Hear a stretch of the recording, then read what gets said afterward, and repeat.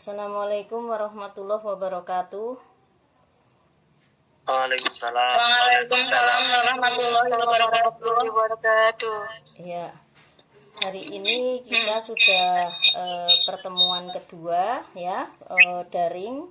Jadi yang live-nya Google Meet, yang rekodnya nanti bisa YouTube. Terus kemudian kalau PowerPoint-nya, PPT-nya via WA ya. Jadi ada 3 daring tapi 3 media, jadi kan lengkap banget ya. Yang Google Meet bisa komunikasi langsung seperti ini, bisa tanya jawab. Terus kemudian yang YouTube bisa, kalau tidak paham bisa diulang ya kan, ditonton penjelasan saya. Terus kemudian PowerPoint-nya ada di grup WA. Jadi sangat-sangat pelayanannya sangat oke ya gitu ya. Oke, saya lanjutkan sekalian yang pertemuan kedua ini, metodologi dakwah ini. Kemarin kayaknya hujan deres banget ya. Saya ulang sebentar yang materi yang lalu ya, karena kemarin hujan deres banget, pada nggak paham. Apalagi Ustadz Feve ini kemarin malah sedang ada pertemuan di yayasan ya, sambil rapat. Nah sekarang saya ulangi sebentar ya, yang untuk season kemarin. Pertemuan kemarin itu membahas tentang pengertian metodologi dakwah ya. Saya ulangi lagi, ini coba Anda fokuskan, betul-betul dengarkan dengan baik, karena ini adalah sudah diulang ya. Jadi supaya paham betul apa arti metode dakwah dan lain-lain itu ya. Nah saya ulangi ya, begini. Jadi pengertian metodologi dakwah saya ulangi dari pengertian metode dulu. Metode itu secara bahasa ya, atau lughawinya ya, jadi sama saja. Secara bahasa itu kan bahasa Indonesia, lughawi itu bahasa Arab. Nah bahasa Latinnya etimologi. Jadi Anda itu nggak usah gumun. Ada orang ngomong etimologi terus Anda bingung secara etimologi apa ya. Ya sama dengan secara bahasa, sama dengan secara lughawi ya. Itu cuma beda bahasa saja ya, tapi artinya sama secara bahasa.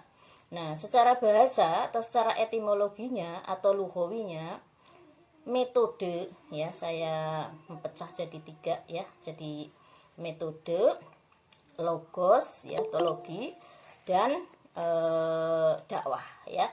Jadi cara memahami suatu pengertian apabila secara etimologi atau secara bahasa pasti harus dipecah per kata ya. Nah ini ada 3 kata. Dari kata metodologi dakwah itu terdapat 3 kata, yaitu kata metode atau metode, dan kata logos atau logi, dan kata dakwah atau ya dakwah itu. Nah pengertian secara bahasa, metode ya kan, metodologi dakwah ya, berarti kan metode sama logi ya kan. Metode itu berasal dari kata bahasa Inggris methods ya, methods. Nah bahasa Inggris. Nah kalau dalam bahasa Latinnya itu metodos ya, metodos. Jadi kalau bahasa Latin itu yang pakai os biasanya pakai ss ya. Nah kalau bahasa Inggris biasanya diserap langsung oleh Indonesia, makanya mirip ya. Bahasa Inggris itu methods, kalau bahasa Indonesianya metode kan begitu ya. Cuma itu adalah bahasa Indonesia serapan, sedangkan bahasa Indonesia yang sudah terjemah, yang orang Indonesia asli, maka di situ metode itu ada artinya cara ya, bahasa Indonesianya cara. Jadi metode itu berasal dari bahasa Inggris methods dan dari bahasa Latin metodos. Nah kalau kita terjemahkan ke dalam bahasa Indonesia artinya cara. Paham ya? Oke, saya lanjutkan. Kemudian logi. Logi ini berasal dari bahasa Latin yang aslinya adalah logos ya. Logos, bahasa Latin logos. Nah Kemudian kalau dalam bahasa Inggrisnya logic ya. Jadi tulisannya itu logic ya, logic. Nah, kemudian kalau dalam bahasa Indonesia menjadi logi ya, logi. Nah, artinya logi itu masih serapan. Lah, kemudian kalau diterjemahkan ke dalam bahasa Indonesia, maka logi atau logos ya, atau logik ya, beda-beda bahasa dok ya. Logik bahasa Inggris, logos bahasa Latin, logi itu serapan ke Indonesia. Nah, diterjemahkan dalam bahasa Indonesia artinya adalah ilmu ya. Jadi metodologi artinya suatu ilmu yang pelajari tentang cara. Itu kalau secara bahasa. Nah, sekarang kita sudah tahu ya apa arti metode, apa arti logi ya, metodologi. Nah, sekarang arti dakwah. Arti dakwah saya ulangi lagi karena kemarin itu belepotan banget ya ketika Pak Pepe saya suruh bilang apa itu dakwah, terus kemudian Mbak Nafis juga ya belepotan. Saya ulangi ya. Dakwah itu kalau secara etimologi atau secara bahasa itu berasal dari bahasa Arab da'a yad'u da'watan ya. Da'a itu madinya ya, fi'il madinya, terus yad'u itu fi'il mudhari'nya, sedangkan da'watan atau dakwah itu adalah isim masdarnya ya, atau kata bendanya. Nah, kemudian diambil bukan fi'ilnya, juga bukan fi'il mudhari'nya, bukan fi'il madinya, tapi diambil masdarnya, dakwatan, dakwah. Nah, itu secara bahasa dari bahasa Arab. Sedangkan kalau diterjemahkan ke dalam bahasa Indonesia, juga kita menerjemahkannya tidak ngawur, tapi ada rujukannya di dalam Al-Quran. Nah, Anda bisa cari sendiri kalau ini sudah disampaikan di semester 1 dulu ya. Itu berarti secara bahasa dakwah itu tadi ya, dakwatan yang isim masdarnya itu adalah artinya bisa macam-macam. Paling tidak ada berapa ini? Ada 5 ya. 1 bisa berarti doa. Nah, ayat Qur'annya mana? Cari, sudah di buku saya ada dan sudah saya terangkan dulu ya. Terus kemudian berarti panggilan juga ya. Panggilan itu kalau nggak salah dalam surat Yusuf ya. Terus kemudian doa juga ada di dalam surat Yusuf ya, Yunus ya, kira-kira itu. Terus kemudian berarti juga seruan. Nah, seruan itu mirip dengan panggilan, berseru ya, saya menyerukan gitu kan. Terus kemudian berarti juga ajakan ya, juga berarti undangan. Jadi ada 5 itu secara bahasa. Dakwah itu ada 5 artinya ya. Bisa berarti doa, bisa berarti panggilan, bisa berarti seruan, bisa berarti ajakan ya, bisa berarti panggilan. Nah, ini secara bahasa dakwah ya. Nah, kemudian secara istilah itu apa? Kemarin sudah saya sampaikan berkali-kali. Secara istilah berarti dakwah artinya, istilah itu sama dengan terminologi ya. Kalau bahasa kan etimologi.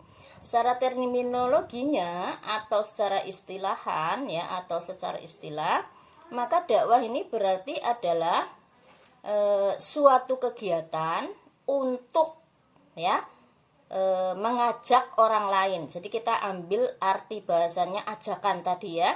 Mengajak orang lain atau sekelompok orang untuk memeluk agama Islam. Nah, ini ajakan ini, dakwah yang berarti ajakan untuk memeluk agama Islam ke siapa? Ya tentu saja ke non muslim ya. Yang belum muslim, barangkali yang masih kepercayaan ya, atau masih beragama lain. Boleh didakwahi asal dakwahnya di situ tentu saja nanti dengan metode-metode khusus ya, dengan cara-cara yang khusus, tidak langsung to the point, ijik-ijik ngajak wah kudu Islam, ini nggak boleh. Itu juga melanggar aturan bernegara, tidak boleh seperti itu. Ada metodenya khusus atau ada ajakan yang di situ tidak melanggar aturan, gitu ya. Itu jadi suatu kegiatan untuk mengajak orang lain memeluk atau masuk agama Islam. Nah, atau melaksanakan ajaran Islam. Nah, ini bagi siapa? Tentu saja yang sudah muslim. Kan banyak ya, muslim tapi tidak melaksanakan ajaran Islam. Contohnya apa? Katanya muslim tapi belum melaksanakan sholat 5 waktu. Atau katanya muslim tapi belum berzakat. Ini juga harus kita dakwai. Maka di sini dakwah juga berarti mengajak orang lain atau sekelompok orang untuk mengikuti atau menjalankan ajaran Islam. Nah, menjalankannya untuk apa? Memeluk agama Islamnya untuk apa? Yaitu untuk mencapai kebahagiaan dunia dan akhirat. Nah, itu arti dakwah secara lengkap, yaitu suatu kegiatan untuk mengajak orang lain atau sekelompok orang memeluk agama Islam atau mengikuti ajaran Islam demi mencapai kebahagiaan dunia dan akhirat. Paham ya? Oke, saya lanjutkan. Selanjutnya berarti dengan begitu, arti metodologi secara istilah, jangan lupa ini garis bawahnya ini. Jadi kalau ditanya apa yang Anda maksud atau coba jelaskan pengertian metodologi dakwah. Nah, caranya begini jawabnya di soal. Metode adalah dari bahasa Inggris, methods misalnya ya. Atau metode sama dengan methods Inggris. Terus kemudian metode cara gitu ya. Nah, terus kayak keterangan saya tadi ya. Kemudian logi berarti dari bahasa Latin logos atau dari bahasa Inggris logic. Nah, artinya terus kemudian dakwah adalah dari bahasa Arab da'ayat atau dakwatan gitu ya. Bahasa Indonesia adalah mengajak, memanggil, menyeru dan sebagainya. Lah kemudian di situ ajakan ya, bukan mengajak. Kalau mengajak itu yad'u ya atau da'a ya. Tapi kalau ajakannya adalah dakwahnya. Nah, kemudian berarti secara luas atau secara istilah baru dijelaskan. Sehingga metode dakwah adalah begitu. Nah, setelah itu baru ngomong ini. Jadi, metodologi dakwah adalah, nah ini kesimpulannya sudah diteraskan secara etimologinya, baik pengertian etimologinya metode, logi, dan dakwah, baru diterangkan secara istilah, secara keseluruhan, yaitu bahwa metodologi dakwah, ini dengar ya baik-baik, metodologi dakwah adalah suatu ilmu yang mempelajari, bisa ditulis juga, tentang saya ulangi ya, suatu ilmu yang mempelajari tentang bagaimana cara untuk mengajak orang lain atau sekelompok orang untuk mengikuti atau memeluk Islam atau melaksanakan ajaran Islam demi mencapai kebahagiaan dunia dan akhirat. Itu pengertian metodologi dakwah. Oke, saya teruskan ya. Itu adalah mengulangi pertemuan yang lalu ya. Sekarang pertemuan kali ini saya akan membahas tentang aksiologi mempelajari metodologi dakwah. Aksiologi itu artinya kegunaan ya, atau manfaat. Jadi kenapa kita harus belajar metodologi dakwah ya di KPI ini ya.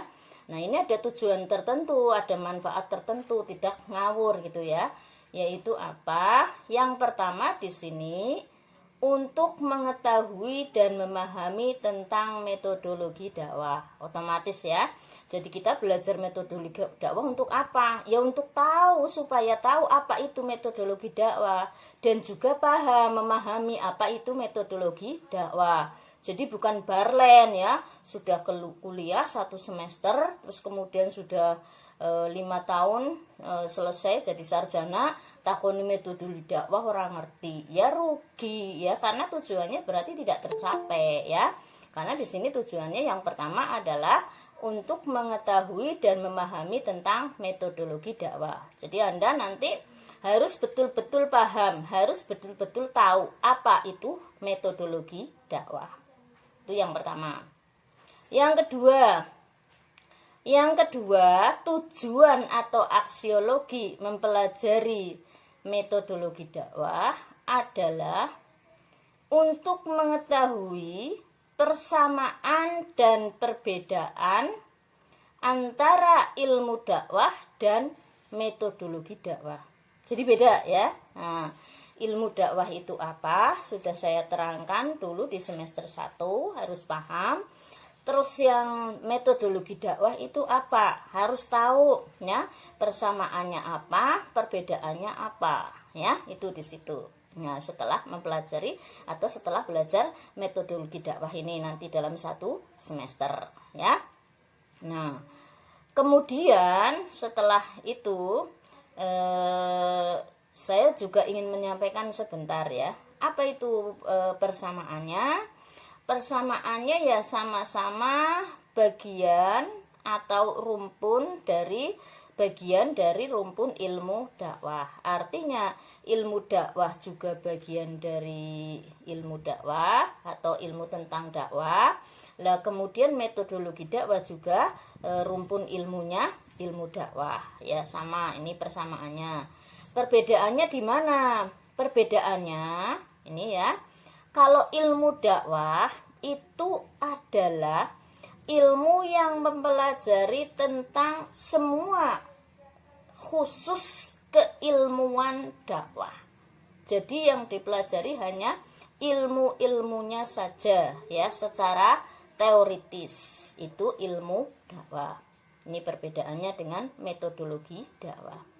Lah kemudian kalau metodologi dakwah itu apa? Nah, metodologi dakwah ini adalah ya, perbedaannya dengan ilmu dakwah, bagian dari ilmu dakwah atau salah satu bagian dari rumpun ilmu dakwah yang pelajari tentang berbagai macam metode dakwah. Jadi di situ nanti saya dan Anda akan belajar tentang apa saja toh metode dakwah, apa saja metode atau cara yang digunakan untuk berdakwah. Nanti saya akan pelajari secara lengkap dalam 1 semester insya Allah ya. Lengkap dengan kelemahan dan kelebihannya ya. Nanti kalau waduh cuma 3 SKS 1 semester cuma 14 kali pertemuan, apa nyampe Bu? Ya, kalau tidak nyampe nanti saya sampaikan ininya apa PowerPoint-nya ya, Anda belajar sendiri. Karena saya sedang berusaha menulis bukunya tapi belum nyandak, jadi belum sampai, baru paling-paling 20%-an ya tulisan saya selesainya. Lah nanti bisa juga Anda Anda pesen ke saya, nanti tak pesenin ke percetakan itu baru 20%, tapi lumayan ya, ada ilmu-ilmu di situ ya. Oke, saya lanjutkan ya. Jadi tentang berbagai macam metode dakwah lengkap dengan kelemahan dan kelebihannya nanti kita pelajari. Itulah ilmu atau perbedaan dengan ilmu dakwah ya, metodologi dakwah itu tadi. Lah di samping itu juga di dalam metodologi dakwah ini nanti akan saya sampaikan juga bagaimana cara untuk melakukan penelitian ketika dalam koridor ilmu dakwah atau penelitian yang berkaitan dengan ilmu dakwah. Nah, sebenarnya ini sudah saya sampaikan di semester 1, tapi pasti sampean belum paham karena baru semester 1 ya, masih enggak, kurang itu ya, kurang pemahami biasanya karena masih taraf penyesuaian dari SMU ke perguruan tinggi. Yang kedua, penelitian belum terbiasa, jadi orang ngeh gitu ya yang di semester 1. Nah, ini nanti akan saya singgung sedikit kalau sampai waktunya. Kalau tidak sampai ya itu bukan sesuatu yang utama. Yang utama adalah metodenya, metode berdakwah. Kalau metode penelitiannya itu nanti di MPD ya, metode penelitian dakwah, di mata kuliah metode penelitian dakwah. Jadi tidak saya sampaikan juga tidak apa-apa. Kalau pengampu metode penelitian dakwahnya menyampaikan itu bagus ya. Kalau tidak ya berarti Anda memakai metode penelitian umum, tapi diimplementasikan dan diaplikasikan ke metode penelitian dakwah. Biasanya seperti itu ya, artinya bahwa itu adalah ilmu terapan, jadi tidak merupakan ilmu utama di fakultas dakwah, kan begitu ya. Tapi harus bisa, karena berdakwah itu harus juga dilakukan dengan melakukan penelitian gitu ya. Oke, saya lanjutkan yang ketiga. Yang ketiga, aksiologi atau kegunaan mempelajari metodologi dakwah adalah untuk mengetahui dan memahami macam-macam metode dakwah. Tadi ya sudah saya singgung sedikit bahwa nanti di dalam perkuliahan kita selama 1 semester akan saya jelaskan tentang apa saja metode dakwah, apa saja metode yang digunakan dalam menyampaikan ajaran Islam, dalam mendakwahkan Islam. Itu ya, itu yang ketiga. Yang keempat adalah untuk mengetahui dan memahami kelebihan dan kelemahan macam-macam metode dakwah. Jadi yang keempat ini tidak hanya sekedar tahu macam-macam metode dakwah itu seperti apa atau apa saja, tetapi juga akan saya jelaskan. Metode misalnya ya, metode ceramah itu metodenya bagaimana, caranya bagaimana ya. Nah, nanti juga akan saya jelaskan kelebihannya apa kalau menggunakan dakwah menggunakan metode ceramah ya, kayak di panggung-panggung itu atau di majelis taklim itu, kelebihannya apa. Juga saya sampaikan kelemahannya supaya kita tahu, oh ternyata kalau menggunakan ceramah itu kelemahannya seperti itu ya, kelebihannya seperti itu. Nanti juga ada metode misalnya dengan film ya, arti dakwah dengan melalui film, juga nanti saya akan menerangkan tentang kelebihannya apa saja ketika berdakwah dengan melalui film ya. Terus kemudian kelemahannya juga apa saja ketika berdakwah dengan melalui film itu ya, misalnya. Ini yang keempat. Nah, sekarang yang kelima. Yang kelima, metode dakwah ini adalah mempelajari metodologi dakwah ini adalah dalam rangka untuk membantu mahasiswa atau dai ya. Jadi ini kita masih mahasiswa, tapi nanti kalau kita sudah berdakwah atau melakukan metode dakwah ini diterapkan dalam berdakwah, itu kan kita namanya dai ya, yang perempuan daiyah, yaitu istilahnya karena perempuan jadi di tak marbutoh ya, dinisbatkan muannas ya, jadi perempuan, jadi pada bayi intine ya kan gitu ya. Nah, ini di sini maka kemudian yang kelima, tujuan atau manfaat atau aksiologi mempelajari metodologi dakwah adalah untuk membantu mahasiswa atau dai dalam memilih dan mengimplementasikan metode dakwah yang tepat. Jadi nanti saya paparkan semuanya metode dakwah ya, ada 10 ya, 10 metode dakwah minimal dalam 1 semester ini, lengkap dengan kelebihan dan kelemahannya. Nah, setelah itu Anda nanti ketika berdakwah sudah tahu, oh saya berarti kalau berdakwah pada anak kecil baiknya pakai metode apa ya. Nah, saya kalau berdakwah dengan pedagang baiknya pakai metode apa ya, nanti bisa tepat, sudah memilih metode yang tepat karena sudah saya jelaskan dalam 1 semester, insya Allah ya begitu. Jadi makanya Anda itu kuliah ya sing bener-bener ya, jangan Allah kon kuliah Google Meet ya gampang, engko nyetel YouTube, bareng nyetel YouTube ora dipahami, ngawuran, jangan eman-eman ya. Cara Pak Bevene wis bayar-bayar, wis kesel-kesel dan lain-lain, ora uli apa-apa ya. Syukur-syukur nggak usah mikir kesel-kesel, mikir bayar-bayar, sing jelas dikatakan dalam Al-Qur'an jelas sekali ya. A'udzubillahi minasyaitonirrajim. Bismillahirrahmanirrahim. Yarfa'illahu alladziina amanu wa utul ilma darajah. Ya kan? Bahwa Allah pasti akan mengangkat derajat orang yang beriman dan berilmu. Nah, dengan adanya Anda nanti paham betul, memahami betul tentang ilmu dakwah dan ilmu metodologi dakwah, nanti insya Allah dengan niat bismillah lillahi ta'ala akan manfaat ilmunya. Bahkan saya sangat-sangat berharap di Fakultas Dakwah dulu ya, kalau sekarang Fakultas Keagamaan Islam Unuga ya, Prodi KPI ini, karena adanya baru Prodi KPI, jadi saya sudah ditawari bola-bali ya oleh Purek 3 yang sekarang Purek 3, kalau dulu itu belum Purek ya masih Purek 3 ya sama saja ya. Itu pernah ditawari suruh membuka prodi manajemen dakwah ya, supaya jelas arahnya, supaya jelas nanti lulusannya menjadi insan dai ya, atau fokus di bidang dakwah ya. Kalau KPI kan di bidang penyiaran Islam yang di situ dakwahnya bisa melalui film, melalui segala macam. Tapi kalau manajemen dakwah itu biasanya itu jurusannya ke dai, terus kemudian jurusannya ke lembaga dakwah dan lain-lain.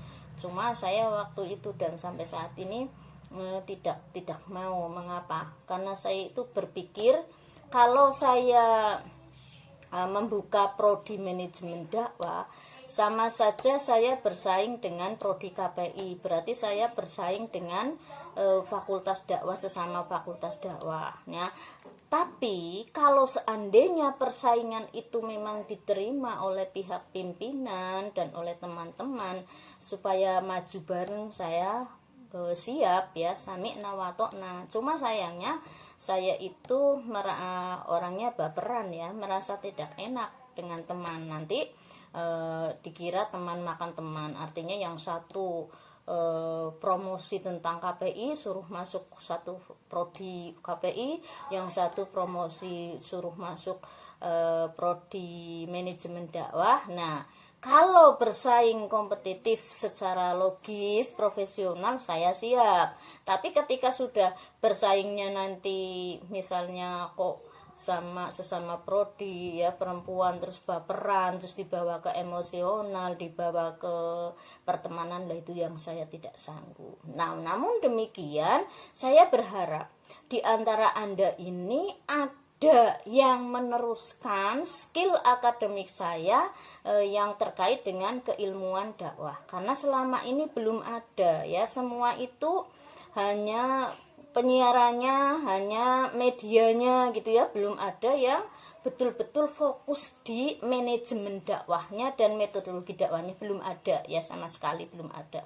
Makanya saya berharap jane setiap kali saya mengajar di KPI, saya berharap adalah salah satu yang mewarisi keilmuan ini supaya bisa meneruskan ya. Apalagi sekarang kan saya sudah usianya sudah itu ya, sudah tinggal paling ya 15 tahun maksimal ya itu jadi dosennya. Lah siapa sih ngarep jadi dosen nang manajemen dakwah kiye nek ora sing nerusaken? Kan saya selalu prihatin seperti itu. Tapi ya begitulah ya, apalagi anak muda sekarang ya, kuliah pedai online ya, nang YouTube malah santai-santai men nonton kok ora pati yang ngrungokna dan lain-lain. Ini yang saya prihatin. Biar ya mbok ya sampean itu betul-betul perfect ya, betul-betul komprehensif, betul-betul lahir batin guling golet ngilmu. Itu yang saya inginkan, saya harapkan. Dan insya Allah dengan kalau betul-betul sungguh-sungguh Anda kemudian memahami betul, kemudian menguasai betul metodologi dakwah, ilmu dakwah, kan bisa untuk disebarluaskan ke masyarakat luas ya kan, disebarluaskan ke mungkin nanti ada di Unuga, lama-lama ada prodi manajemen dakwah juga, atau di prodi KPI selama masih ada metodologi dakwah digunakan, kan gitu ya. Soalnya apa, kedepannya saya nggak tahu, karena apa, metodologi dakwah ini sudah berkali-kali hampir di cancel ya di prodi KPI. Kenapa? Karena dianggap gue ngapa sih metodologi dakwah. Lah saya bilang, lah metodologi dakwah ya intinya ilmu dakwah di situ, intinya KPI. Karena apa? Untuk apa berdakwah kalau tidak tahu metodologinya, kan begitu ya. Ya oke, saya lanjutkan.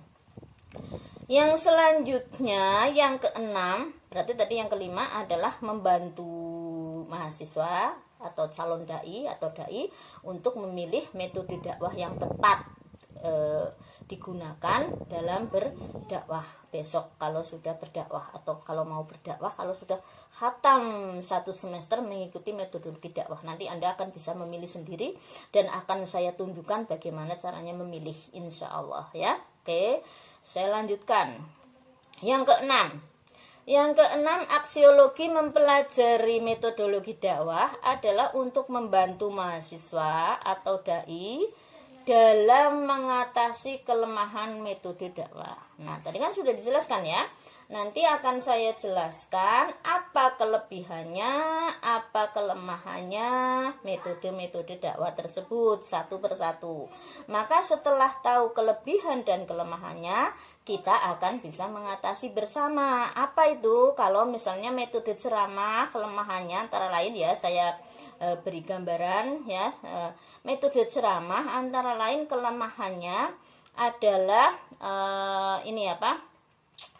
tidak bisa diulangi ya, tidak bisa diulangi lagi. Nah, tidak bisa diulangi lagi itu adalah ceramah manual kayak di panggung itu ya, di majelis taklim kan gitu. Tapi kalau sekarang ada kan, cara mengatasinya gimana? Ya direkod ya kan, direkam, terus dimasukkan ke video. Nah, itu kan bisa diulangi lagi misalnya ya. Terus kelemahan metode ceramah lainnya misalnya apa? Sering menyampaikan materi yang itu saja, misalnya ini hanya contoh, besok saya jelaskan lebih luas ya di pertemuan yang berikutnya ya.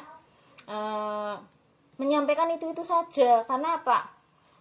Rajaban yang disampaikan kayak gue, muludan ya kayak gue, dan sebagainya gitu ya.